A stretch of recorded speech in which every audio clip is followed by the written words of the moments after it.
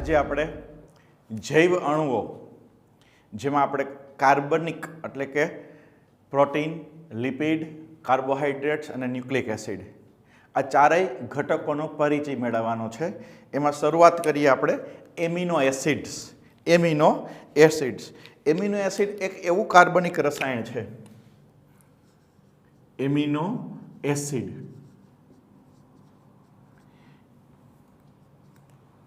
કે જેમાંથી પ્રોટીનનું નિર્માણ થાય. જેમાંથી શેનું નિર્માણ થાય? પ્રોટીન. અસંખ્ય એમિનો એસિડ પરસ્પર જોડાય એટલે એમાંથી પ્રોટીન બને. એટલે પ્રોટીન છે એમિનો એસિડનો પોલિમર કહેવાય. શું કહેવાય? પોલિમર. પોલી એટલે અસંખ્ય. એક એમિનો એસિડ, બે એમિનો એસિડ જોડાય તો એને ડાઈમર કહેવાય. ત્રણ એમિનો એસિડ જોડાય તો ટ્રાઈમર કહેવાય. ચાર જોડાય તો ટેટ્રામર કહેવાય. એવા અસંખ્ય એમિનો એસિડ જોડાય એટલે જે પોલિમર બને એને શું કહેવાય? પ્રોટીન. તો એનો મતલબ થયો કે પ્રોટીનનો એક ઘટક એટલે એને કહેવાય મોનોમર. એને શું કહેવાય? મોનોમર.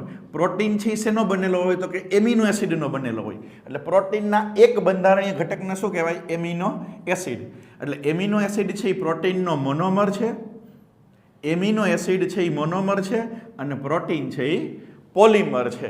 આ કાર્બનિક રસાયણ વિશે આપણે માહિતી મેળવવાની છે. એમિનો એસિડનું સામાન્ય સૂત્ર, એમિનો એસિડનું સાસુ નથી હો, સામાન્ય સૂત્ર. હજી સાસુને વાર છે, અત્યારથી સપના જોતા નહીં. સાસુ એટલે સામાન્ય સૂત્ર. શું થાય તો કે સી અહીંયા, પછી H, COOH, NH2, COOH, H અને R. આ એમિનો એસિડનું સામાન્ય સૂત્ર થયું. એમિનો એસિડને સામાન્ય રીતે કઈ રીતે દર્શાવાય? NH2, CH, COOH અને R. તો અહીંયા જે કાર્બન છે, આ કાર્બન, એની સાથે એમિનો સમૂહ પણ જોડાયેલો છે અને એસિડ સમૂહ એટલે કાર્બોક્સિલિક એસિડ સમૂહ પણ જોડાયેલો છે. એમિનો સમૂહ પણ જોડાયેલો છે અને એસિડ સમૂહ પણ જોડાયેલો છે. અહીંયા હાઇડ્રોજન છે અને અહીંયા આર એટલે બદલતું રહે. અહીંયા કંઈક અલગ વસ્તુ આવેલું હોય. આર બદલે એટલે એમિનો એસિડના પ્રકાર બદલે. આર બદલે એટલે એમિનો એસિડના પ્રકાર બદલે. જુદા જુદા 20 પ્રકારના એમિનો એસિડ છે. તો આ 20 પ્રકારના એમિનો એસિડ કોના ઉપર આધાર રાખે? તો કે આટલો ભાગ છે એ તો કોમન છે, NH2, CH, COOH, એ તો બધામાં છે જ. પણ આર બદલે એટલે એમિનો એસિડના પ્રકાર બદલે. હવે અહીંયા આ જે કાર્બન છે એની ચારે ચાર સંયોજકતા એમાં કંઈક અલગ છે. આથી આ કાર્બનને આપણે આલ્ફા કાર્બન કહેવાય. આને શું કહેવાય? Alpha carbon. અને એટલા માટે જ એમિનો એસિડને હંમેશા આલ્ફા એમિનો એસિડ કહેવાય. Alpha amino acid. આ જે કાર્બન છે કેવો કાર્બન છે? જેમાં NH2 એટલે એમાઇન અને COOH એટલે કે એસિડ બંને સમૂહ એક જ કાર્બન સાથે જોડાયેલા છે. એ આલ્ફા કાર્બન. અને આથી આવા એમિનો એસિડને શું કહેવાય? Alpha amino acid. આમ તમે જુઓ કે એમિનો એસિડ છે વિસ્થાપિત મિથેન છે. મિથેનનું સૂત્ર શું થાય? CH4. એને કઈ રીતે લખી શકાય? CH. આને શું કહેવાય? CH4. વિસ્થાપિત કાર્બન. આ મિથેન થયું. CH4. વિસ્થાપિત એટલે શું? તમે જુઓ H. અહીંયા R આવી ગયું, અહીંયા એમાઇન સમૂહ આવી ગયો અને અહીંયા COOH સમૂહ આવી ગયો. અહીંયા COOH ઉમેરી દો, અહીંયા એમાઇન એટલે NH2 ઉમેરી દો અને અહીંયા ક્રિયાશીલ સમૂહ તરીકે R મૂકી દો. તો મિથેનમાંથી શું બની જાય? એમિનો એસિડ બની જાય. મિથેનમાંથી એમિનો એસિડનું નિર્માણ થાય એમ કહી શકાય. તો એમિનો એસિડ શું છે? તો કે પ્રોટીનનો મોનોમર છે. પ્રોટીન શું છે? તો કે એમિનો એસિડનો પોલિમર છે. Protein polymer, amino acid monomer. Amino એસિડનું સામાન્ય સૂત્ર શું થયું? NH2, CH, COOH અને R. અહીંયા એક જ કાર્બન ઉપર એમાઇન અને એસિડ બે સમૂહ છે. આથી આને આલ્ફા કાર્બન કહેવાય અને આવા એમિનો એસિડને આલ્ફા એમિનો એસિડ કહેવાય. એમિનો એસિડ છે એ વિસ્થાપિત મિથેન છે. મિથેન એટલે CH4. આ જે CH4 છે એમાં CH4 એમાં આ 3 હાઇડ્રોજન છે પરમાણુ એને વિસ્થાપિત થાય. અહીંયા શું આવી જાય? હાઇડ્રોજનની બદલે એમાઇન સમૂહ, આ હાઇડ્રોજનની બદલે COO એટલે કે એસિડ સમૂહ, અને અહીંયા કોઈ પણ R સમૂહ આવી જાય તો મિથેનમાંથી શેનું નિર્માણ થઈ ગયું? Amino acid. એમિનો એસિડના કેટલા પ્રકાર છે? 20 પ્રકારના એમિનો એસિડ છે. આ 20 પ્રકારના એમિનો એસિડ કોના ઉપર આધાર રાખે? તો કે R જૂથ ઉપર.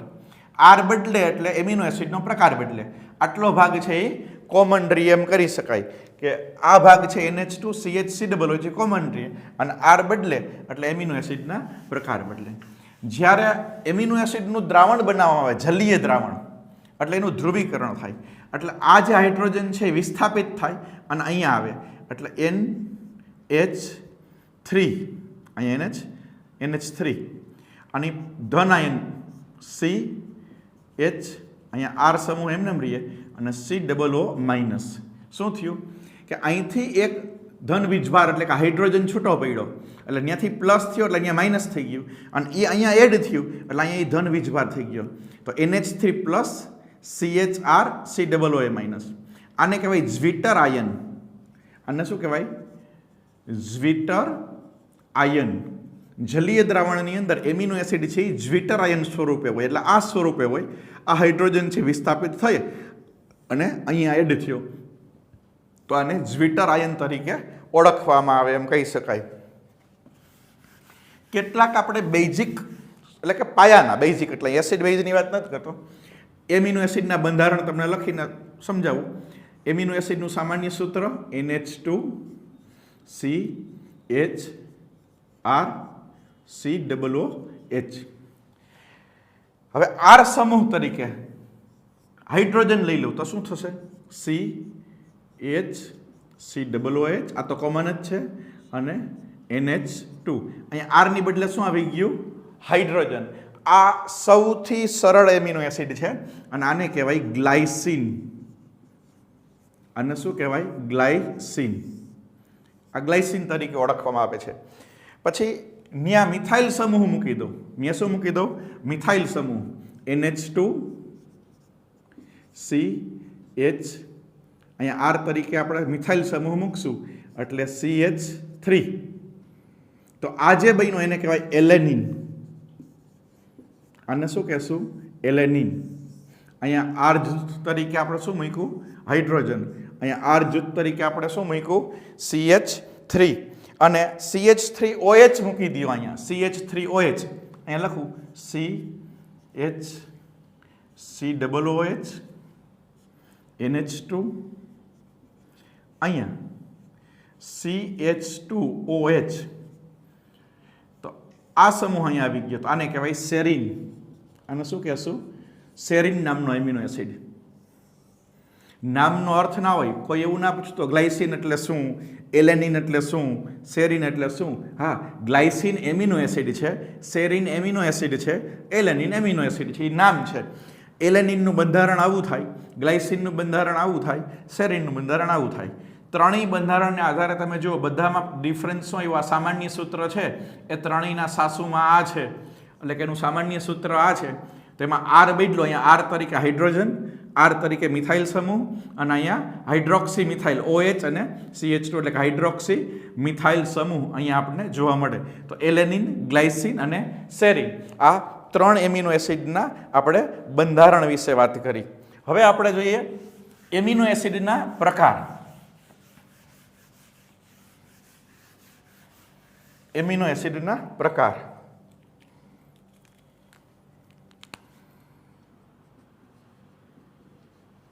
એમિનો એસિડના પ્રકાર કુલ કેટલા પ્રકાર છે? તો કે 20 પ્રકાર છે. આ 20 પ્રકારનું વર્ગીકરણ લેનિન્જર નામના વૈજ્ઞાનિકે કરેલું હતું. અને કોને આધારે? તો કે R જૂથની ધ્રુવતાને આધારે.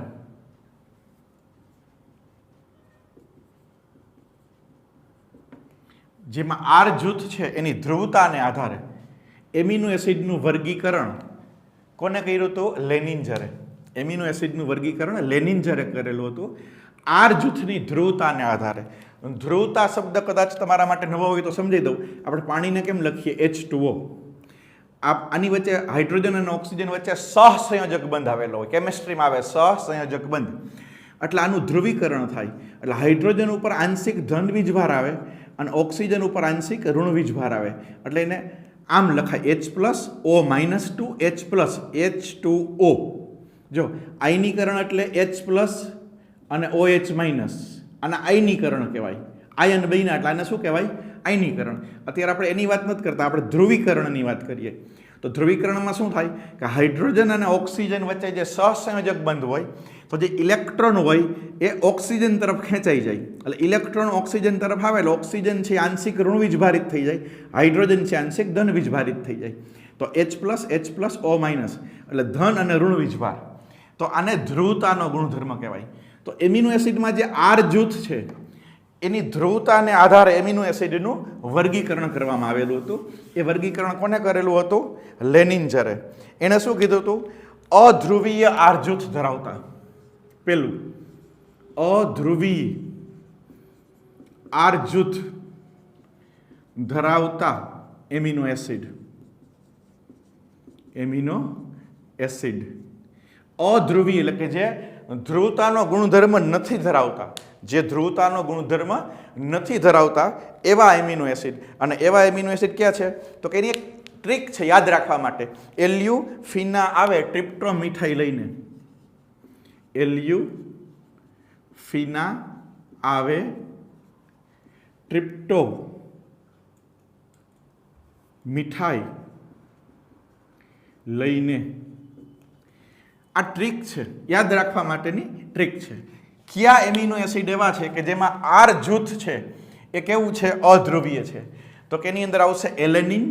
એ એટલે એલેનિન, લ્યુ એટલે લ્યુસિન, ફીના એટલે ફિનાઇલ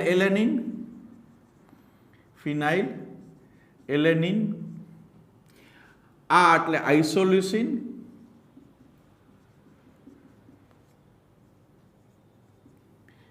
વે એટલે વેલાઇન,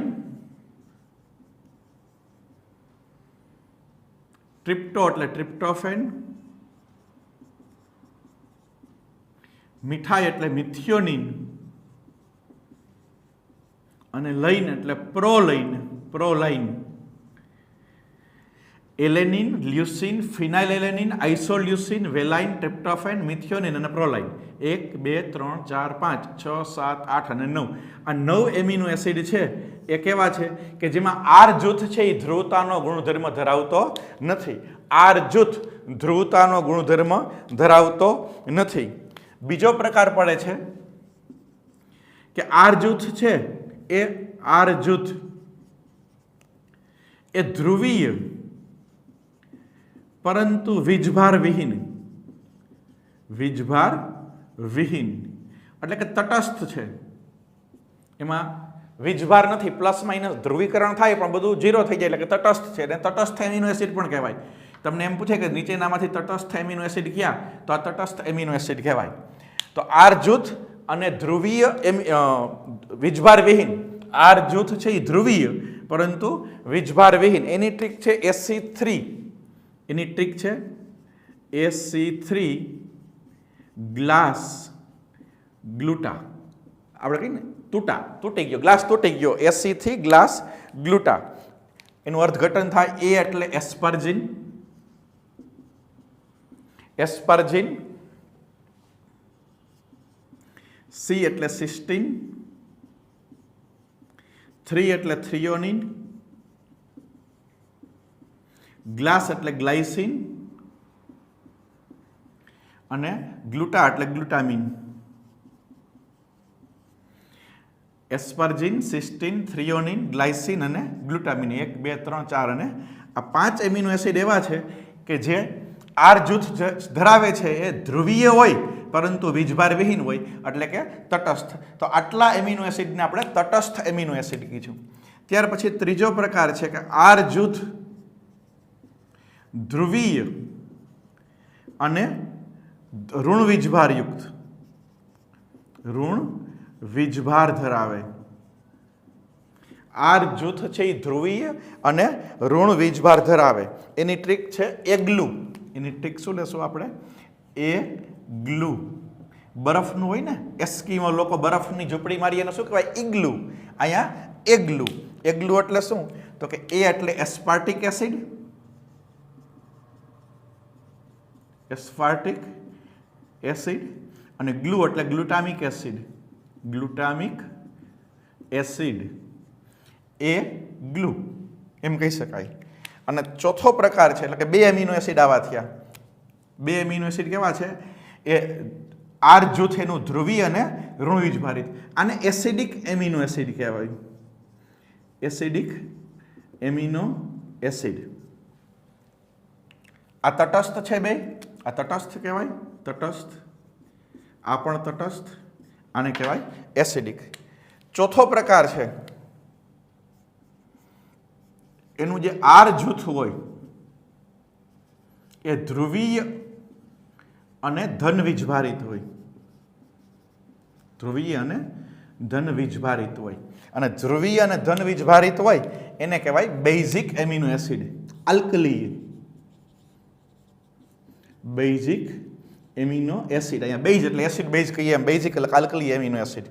અને એને યાદ રાખવા માટેની ટ્રીક છે આહિલા. આહિલા. આહિલાનો મતલબ શું થશે? 3 એમિનો એસિડ એમાં હોય તો આર્જેનિન. આ એટલે આર્જેનિન. હી એટલે હિસ્ટિડિન. અને લા એટલે લાઇસિન. લા એટલે લાઇસિન. કુલ કેટલા એમિનો એસિડ થયા? 3 એમિનો એસિડ. 3 ને 2 5, 5 ને 5 10, 10 ને આ 9, 1 2 3 4 5 6 7, 1 2 3 4 5 6 7 અને 8. સોરી, અહીંયા 8 એમિનો એસિડ આ છે. એટલે કુલ કેટલા એમિનો એસિડ થયા? 18. આ 18 એમિનો એસિડના નામ છે. 20 માંથી આપણે 2 એમિનો એસિડના નામ વર્ગીકરણમાં સમાવેશ પામેલ નથી.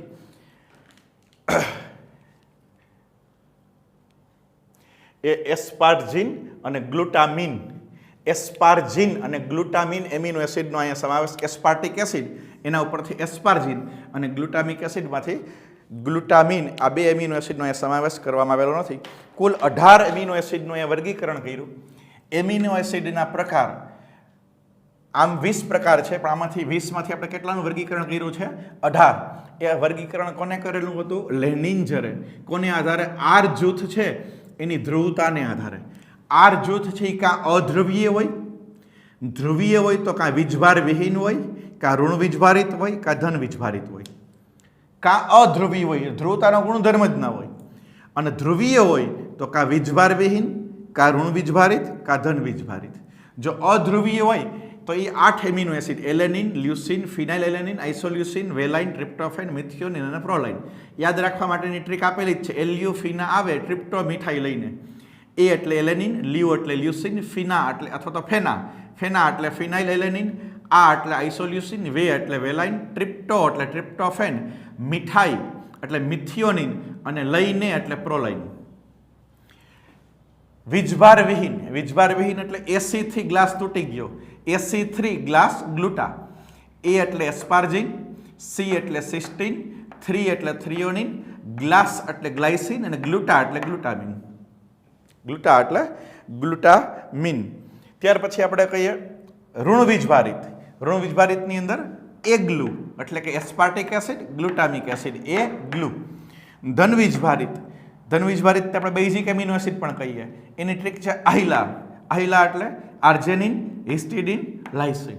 તો આ આપણે જોયું એ એમિનો એસિડનું વર્ગીકરણ કે એમિનો એસિડ છે એ આ રીતના વર્ગીકરણ કર્યું. કોને વર્ગીકરણ કર્યું? લેનિન્જરે. અલગ અલગ રીતે વર્ગીકરણ થાય. આ વર્ગીકરણ છે એ લેનિન્જરનું વર્ગીકરણ કહેવાય. લેનિન્જર.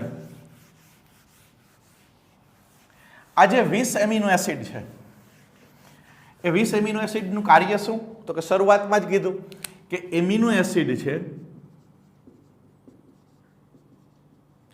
એમાંથી શેનું નિર્માણ થાય શરીરમાં? પ્રોટીન. પ્રોટીન આપણા શરીરનો કેવો છે?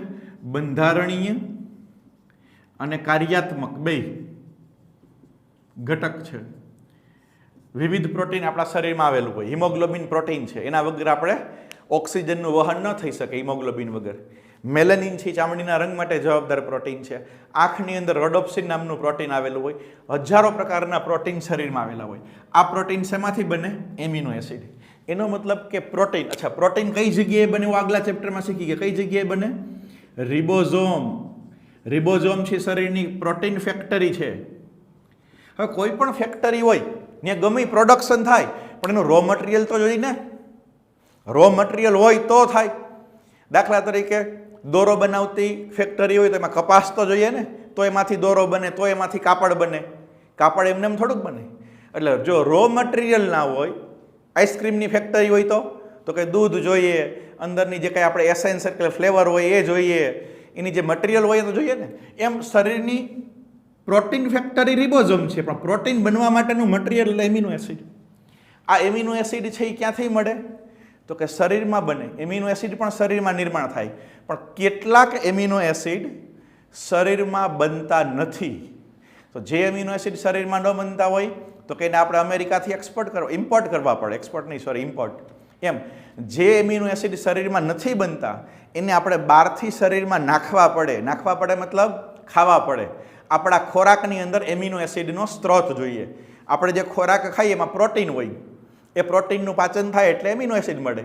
એટલે જે એમિનો એસિડ શરીરમાં બનતા નથી અને એને ફરજિયાત આપણે ખોરાક તરીકે શરીરની અંદર લેવા પડે, એને આવશ્યક એમિનો એસિડ કહેવાય. એને શું કહેવાય? આવશ્યક એમિનો એસિડ. અને કુલ 20માંથી 10 એમિનો એસિડ છે એ આવશ્યક છે. 20માંથી 10 એમિનો એસિડ કેવા છે?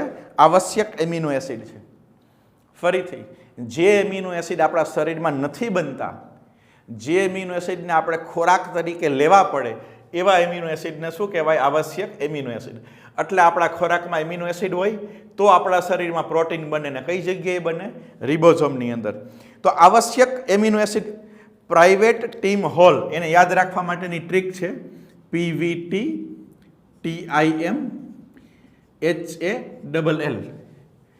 HALL આ ટ્રીક છે યાદ રાખવા માટે. Private team hall. Private team hall. અહીંયા P એટલે ફિનાઇલ એલેનિન. અહીંયા P નો મતલબ થાય ફિનાઇલ એલેનિન. આ P એટલે ફિનાઇલ એલેનિન એમિનો એસિડ. V એટલે વેલાઇન.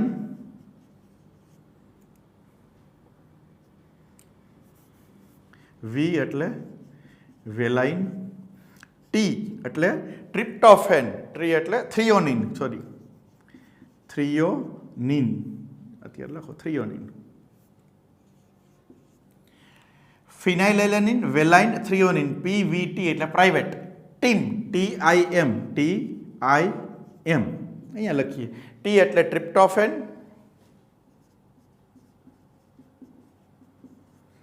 I એટલે આઇસોલ્યુસિન.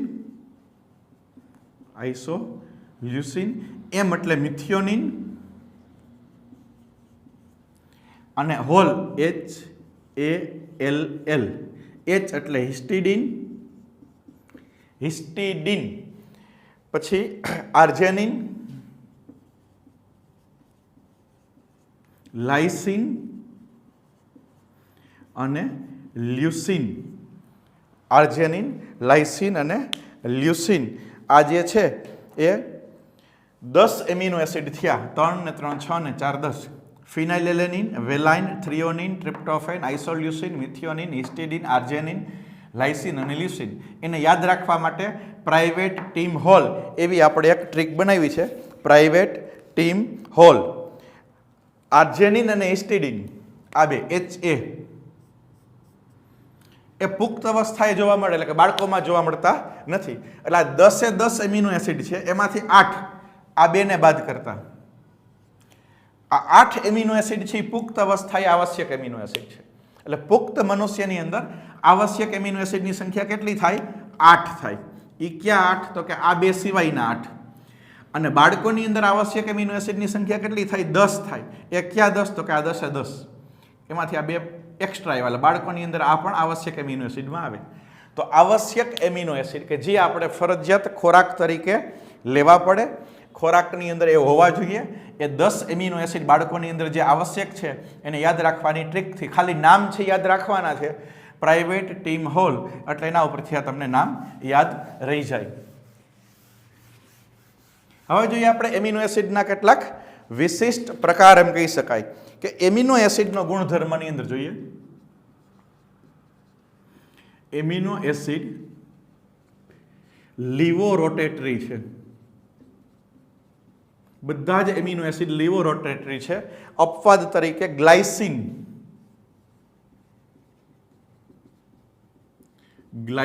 છે એ નોન રોટેટરી છે. નીટ માટે અગત્યનું છે. નીટ માટે અગત્યનું ગ્લાયસિન નોન રોટેટરી અને બાકીના તમામ એમિનો એસિડ લીવો રોટેટરી. લીવો એટલે ડાબી બાજુ. લીવો એટલે શું થાય? ડાબી બાજુ. આ કેમેસ્ટ્રીનો ટોપિક છે. કેમેસ્ટ્રીમાં પણ તમે ભણશો કે જ્યારે કોઈ પણ પદાર્થ ઉપર પ્લેન પોલરાઇઝ લાઇટ એટલે કે ધ્રુવીભૂત પ્રકાશ આપવામાં આવે, એટલે એમિનો એસિડ ઉપર જ્યારે તમે ધ્રુવીભૂત પ્રકાશ આપો એટલે કાં ડાબી બાજુ અથવા જમણી બાજુ એ પરિવર્તન પામે, એમ પરિભ્રમણ કરે, ડાબું અથવા જમણું પરિભ્રમણ કરે અથવા સ્થિર રહે. તો એમિનો એસિડ ઉપર જ્યારે પ્લેન પોલરાઇઝ લાઇટ, આ કેમેસ્ટ્રીનો ટોપિક છે, બાયોલોજીમાં ન આવે. ન સમજાય તો એમને યાદ રાખી લેવાનું, ન સમજાય તો એમને યાદ રાખવાનું, કારણ કે સમજવા માટે તો એક આખું ચેપ્ટર 12મા ધોરણની અંદર કેમેસ્ટ્રીમાં આવશે. આ આખું ચેપ્ટર ધોરણ 12માં કેમેસ્ટ્રીમાં આવશે, તો આખું કેમેસ્ટ્રીનું ચેપ્ટર અહીંયા સમજાવવું શક્ય નથી. પણ એમિનો એસિડ ઉપર તમે પ્લેન પોલરાઇઝ લાઇટ આપાત કરો ત્યારે એ ડાબી બાજુએ આવર્તન દર્શાવે. આથી એને શું કહેવાય? લીવો રોટેટરી. પણ એમાં અપવાદ શું છે? ગ્લાયસિન એ ડાબી બાજુ પણ નહીં, જમણી બાજુ નહીં, એટલે એને કહેવાય નોન રોટેટરી કહેવાય. કેટલાક એમિનો એસિડ એવા છે કે જે સલ્ફર ધરાવે. સલ્ફર યુક્ત એમિનો એસિડ ક્યાં ક્યાં? તો કે મિથિયોનિન અને સિસ્ટીન. મિથિયોનિન અને સિસ્ટીન છે એ સલ્ફરયુક્ત એમિનો એસિડ છે. પછી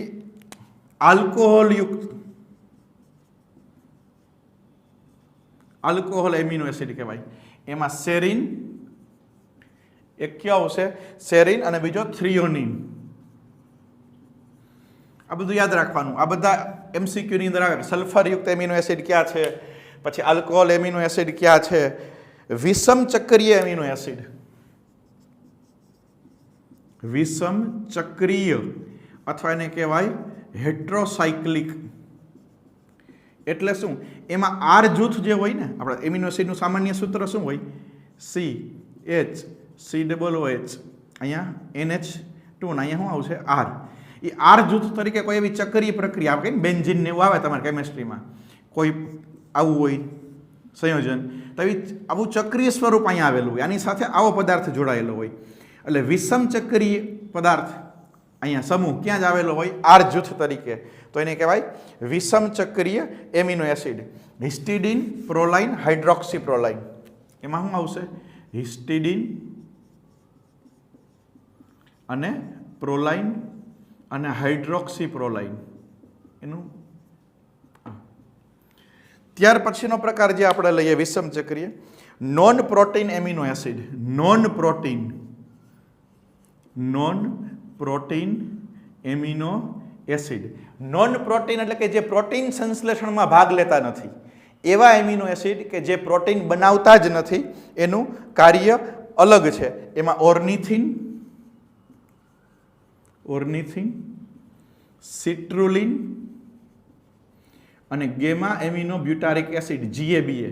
જો આ વર્ગીકરણમાં નામ નહોતા આવ્યા, વર્ગીકરણમાં આનું નામ નહોતું, કારણ કે એ એમિનો એસિડ એવા છે કે જે પ્રોટીન સંશ્લેષણ એ કંઈ લેવા દેવા નથી, એટલે અપવાદમાં આવે.